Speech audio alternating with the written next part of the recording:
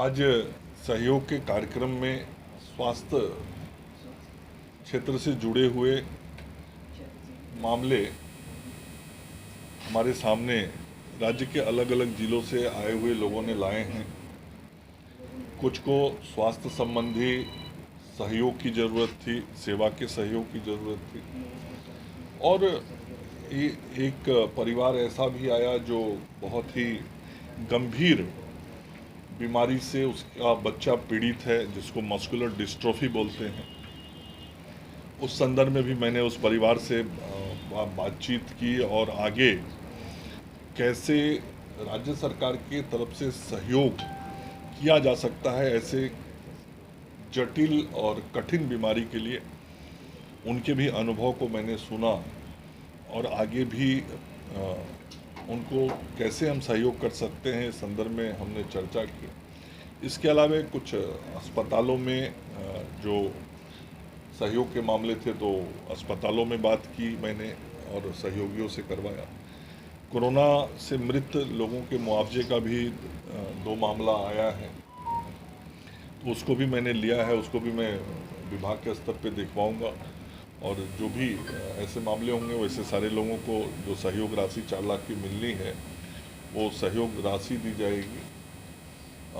अस्पतालों के निर्माण का कार्य भी राज्य के विभिन्न विधानसभा क्षेत्रों में चल रहा है, तो कुछ लोगों के क्षेत्र में जो निर्माण का कार्य हो रहा है उस संदर्भ में भी जो अद्यतन प्रगति है उसकी जानकारी मुझे लोगों ने दी है। तो इस प्रकार से आज स्वास्थ्य सेवा के क्षेत्र में लोगों को जो सहयोग की ज़रूरत थी उसके लिए, गंभीर बीमारी के लिए, अस्पताल में चिकित्सकीय सहयोग के लिए, चिकित्सा के क्षेत्र में जो नए आधारभूत संरचनाओं का विस्तार हो रहा है उसके संदर्भ में, और कोरोना के जो मामले हैं वैसे 2 लोगों के मामले आए हैं। इस तरह से अलग अलग मामले आए और मैंने लोगों को सहयोग किया है, और कुछ मामले कुछ लोगों ने व्यक्तिगत आधार पर कुछ स्थानांतरण का आग्रह सरकार से किया था, तो वैसे लोग भी मिलने आए थे। तेजस्वी यादव पैदल दिल्ली जाएंगे की चिंता करता हूँ और सबका स्वास्थ्य ठीक रहे, मैं ऐसा प्रयास भी करता हूँ और ऐसी शुभकामना भी देता हूँ। और आज भी जो इस सहयोग कार्यालय में सब लोगों से मिलने का मकसद होता है वो यही होता है कि स्वास्थ्य सेवा हो, शिक्षा हो, आयुष से भी जुड़ा हुआ एक विषय आया। आगे 21 जून को विश्व योग दिवस है। उस विश्व योग दिवस के अवसर पर बिहार में, पटना में कैसी तैयारी हो उस संदर्भ में भी आयुष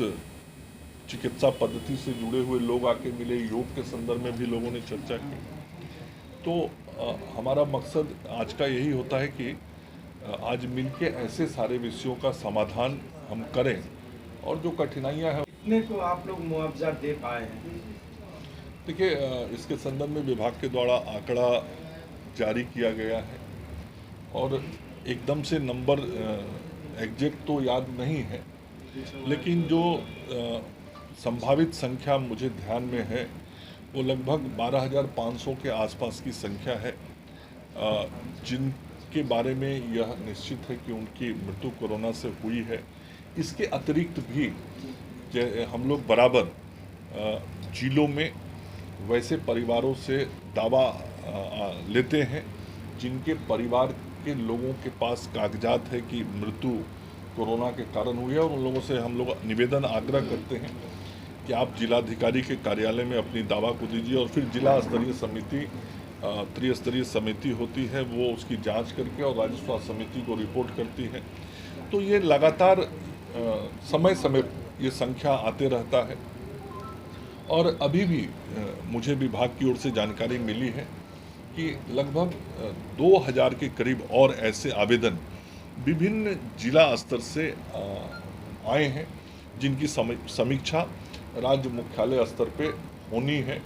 और जिलों में भी ऐसे मामले लंबित हैं। तो ये जो लंबित मामले हैं ये सारे जब अंकेक्षित हो जाएंगे जिला के स्तर पे, फिर मुख्यालय पे आएगा, तो उसमें से भी जो संख्या होगी फिर उन लोगों को भी हम उस सूची में शामिल करेंगे और उनको जो सहयोग राशि दी जानी है वो देंगे। कल देश के स्वास्थ्य मंत्रियों की बैठक में शामिल होने के लिए गुजरात गया था और मुझे जब जानकारी मिली तो मैंने विभाग के अधिकारियों से बातचीत किया और विभाग के अधिकारियों ने मुझे बताया कि पीएमसीएच जो वर्ल्ड क्लास हॉस्पिटल बन रहा है,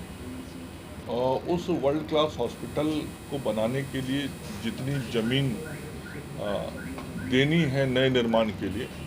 तो उस ज़मीन को देने की आवश्यकता थी और उसके लिए हॉस्टल को खाली कराने का निर्णय विभाग के अधिकारियों ने लिया था। देखिए, नेता प्रतिपक्ष कुछ भी कर सकते हैं और राजनीतिक रूप से तो किसी के कुछ करने पे रोक है नहीं। सबको लोकतंत्र में आज़ादी होती है अपने मन से कुछ भी वक्तव्य देने का, कुछ भी कार्यक्रम करने का। और नेता प्रतिपक्ष ऐसा बयान कई बार दे चुके, मुझे जहाँ तक याद है, स्मरण है, आप लोगों को भी होगा, जब विधानसभा चुनाव का परिणाम आया था और उनकी पार्टी हार गई थी, उस वक्त भी कई यात्राओं की चर्चा उन्होंने की थी, लेकिन वो यात्रा कहीं देखने को तो नहीं मिला बाद में मुझे। तो अब वो क्या बोलते हैं, क्या करेंगे, ये तो वो तय करेंगे, इस पर मैं कोई टिप्पणी नहीं कर सकता। स्वास्थ्य की चिंता करेंगे जब पदयात्रा करेंगे? नहीं, मैंने कहा ये तो मेरा दायित्व है, मैं बिहार का स्वास्थ्य मंत्री हूँ, हर बिहार के नागरिक का स्वास्थ्य का चिंता करना मेरा दायित्व है, जिम्मेवारी है। और वो तो हमारे नेता प्रतिपक्ष हैं, विशिष्ट व्यक्ति हैं हमारे राज्य के और राजनीतिक रूप से बहुत ही महत्वपूर्ण व्यक्ति हैं, संवैधानिक जिम्मेवारी का निर्वहन कर रहे हैं, तो हमारे लिए तो महत्वपूर्ण व्यक्ति हैं, उनकी पूरी चिंता हम करेंगे। अगर आपको हमारा वीडियो पसंद आया हो तो इसे लाइक करें, सब्सक्राइब करें और साथ ही बेल आइकन दबाना ना भूलें।